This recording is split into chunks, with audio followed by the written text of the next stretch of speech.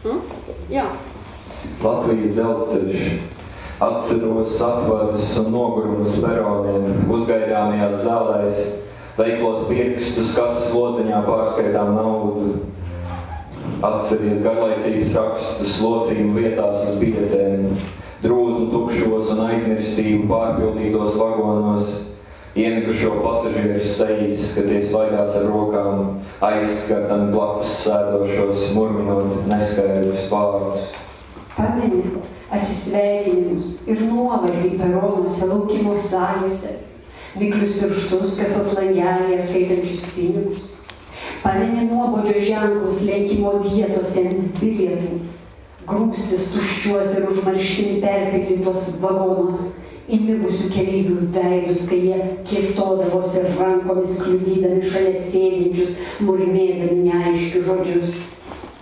Atceries vienmēr piesmēķēto tamburu, aso toletes smaku, tās bodu un izlietnes metāla plāvo, melno eļļu starp vagoniem, pēdējā vilciena nolemtība, riteņu klabojumus, vilpes, dzelzceļa pārbrauktuves šķērskokus, sliežu gulšņus, atceries skumjo dzelzceļnieku muļķīgā cepurē ar zizli.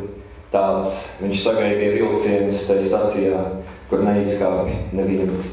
Pameni amžinai prirūkytą tamburą, aštrų tualeto dvoką, klozeto ir kriauklės blausų metalą, juodą perėją tarp vagonų, nulemtą paskutinį traukinį, ratų bilgesį, švilpimą, geležinkelio pervažos, medinius skersinius bėgių, pabėgius, pameni liūdną geležinkelininką, kvailą kepurę ir su lazda. Toks jis sutikdavo traukinius toje stotyje, kurioje nė vienas neišlipa.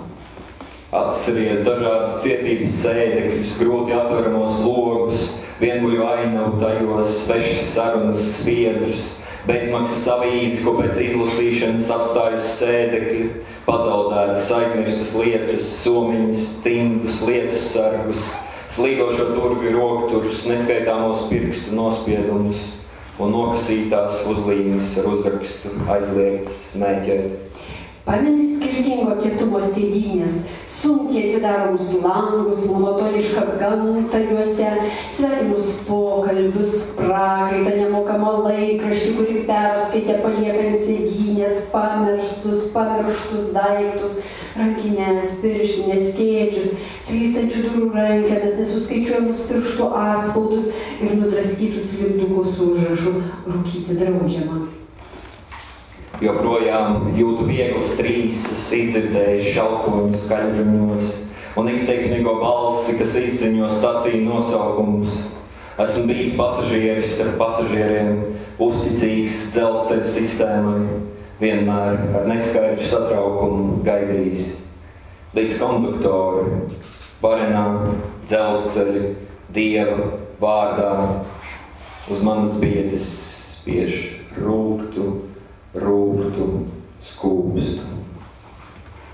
Lik šiol jaučiu lengvą drebulį, išgirdę šniokštimą garsiakalbius, išraiškingą balsą pranešantys stočių pavadinimus.